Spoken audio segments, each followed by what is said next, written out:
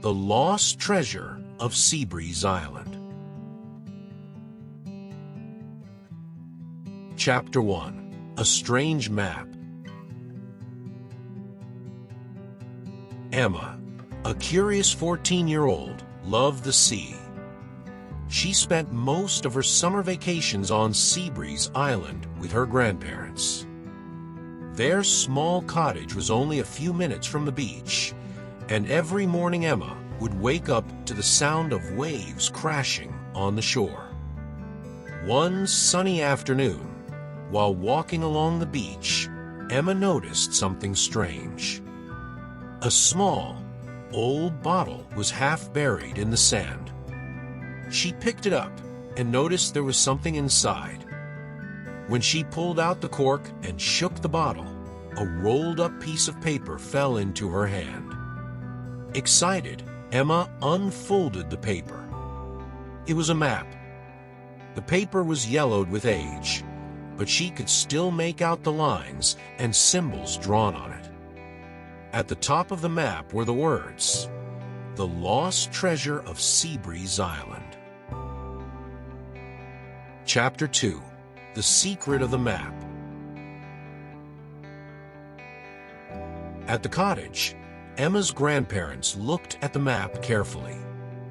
Her grandfather, who had lived on the island his whole life, seemed puzzled. "I've heard stories about treasure, but no one has ever found anything," he said thoughtfully. "This map looks very old." Her grandmother smiled. "Maybe it's just a story someone created long ago. But then again, who knows?" Emma couldn't stop thinking about the map. She decided she would follow it and see where it led. She packed a small backpack with snacks, a flashlight, and a notebook to write down her thoughts. Early the next morning, before the sun was fully up, she set off to follow the map's directions. Chapter 3. The First Clue.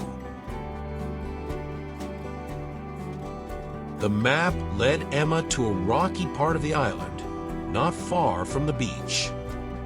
According to the map, the first clue was hidden inside an old cave. Emma had been to the cave before with her friends, but this time it felt different. The cave was dark and mysterious. Taking out her flashlight, Emma entered the cave and followed the path shown on the map. She noticed strange symbols carved into the walls. They seemed to match the ones on the map. After walking for a few minutes, she reached a small chamber at the back of the cave. There, under a pile of stones, she found a metal box. Her hands shook with excitement as she opened the box. Inside was a small wooden key and a note that read, "The key to the past will unlock the future."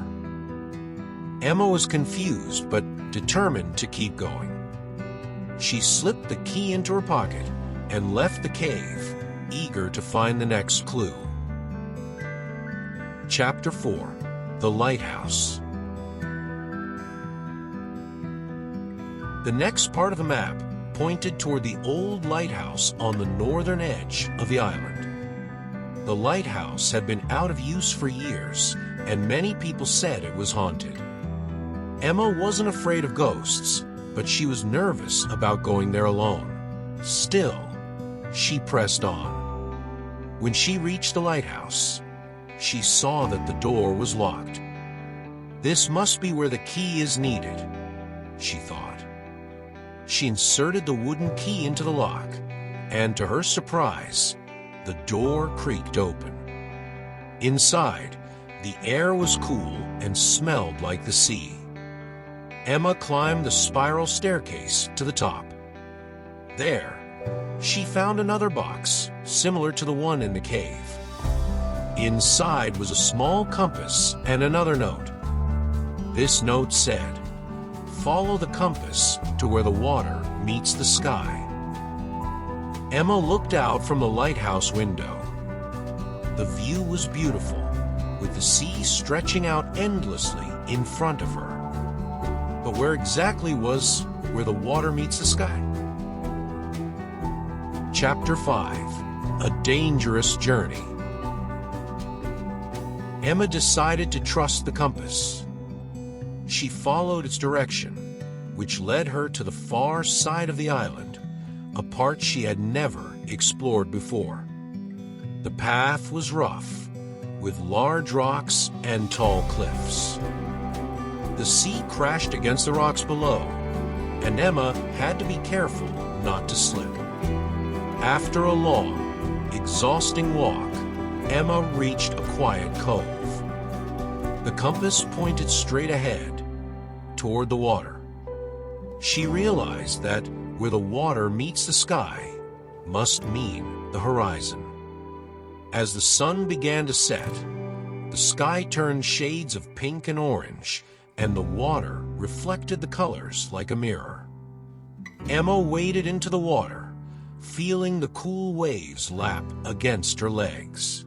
She noticed something strange: a large, flat rock just under the surface of the water. It looked like it could be a door. Chapter 6: The Hidden Door. Using all her strength, Emma pushed against the rock. Slowly, it began to move, revealing a small opening beneath it. The hole was just big enough for her to crawl through. Inside the hole, she found a tunnel that led to a hidden room. The room was small, and at the center was a chest covered in seaweed and sand. Emma's heart raced. Could this be the treasure? She carefully opened the chest, and her eyes widened in disbelief. Inside were gold coins, jewels, and beautiful, ancient artifacts. There was also a letter. It read, "To the finder of this treasure, you have unlocked the secrets of Seabreeze Island. This treasure is not just gold and jewels. It is a piece of the island's history. Guard it well." Emma couldn't believe it. She had found the lost treasure of Seabreeze Island. But she knew she couldn't keep it for herself. This treasure belonged to the island and its people. Chapter 7: A Wise Decision. Emma carefully took a few coins and one small piece of jewelry to show her grandparents, leaving the rest of the treasure hidden. She knew that if too many people found out about it, the island could be overrun with treasure hunters. When she returned to the cottage, her grandparents were amazed by what she had found. "You've done something incredible, Emma," her grandfather said proudly. "But I agree. The treasure should stay hidden, a secret of the island." Emma nodded. "I'll tell the island council, but only after making sure it's protected." Chapter 8: The Legacy of Seabreeze Island. Over the next few days, Emma met with the island council and told them about her discovery. They decided to leave the treasure where it was, as part of the island's history and mystery. A small, secret group was formed to protect the location, ensuring that only those who truly respected the island would ever know its secrets. For Emma, finding the treasure was the adventure of a lifetime. She didn't need the gold or jewels to feel rich. The real treasure was the experience and the deep connection she now had with Seabreeze Island. From that summer on, Emma became known as the girl who found the lost treasure, but she never told anyone where it was. The island remained peaceful and beautiful, its greatest secret safe with Emma and the people who loved it.